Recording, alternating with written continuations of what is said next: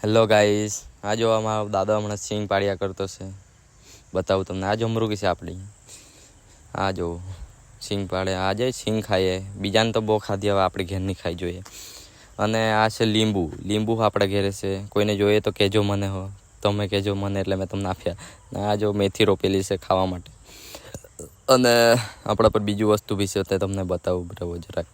ચાલુ જોજો. હમણાં આ જો આની વેલ્યુ બતાવું તમને. આ એક પપૈયું છે ને તે 100 રૂપિયામાં વેચાય ને બીજા બધા મળીને 100-200 રૂપિયામાં વેચાય. તેમાં 5-6 10 ખણ જણા રહેતા હે પપૈયા તો તે 100-200 રૂપિયામાં વેચાય.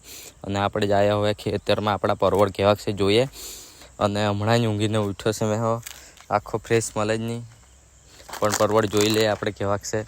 હમણાં જ ખાતર મૂકેલું છે પરવળમાં ને જોઈએ આપણા પરવળમાં સારા થઈ ગયા રહે તો 1100-1200 રૂપિયા ભાવ છે હમણાં ચાલતો છે, તો આપણને ફાયદો મળી જાય. ને બીજું કે હમણાં તો 1-2 દિવસ રજા જ છે, પછી તમને ભાવ જણાવવા.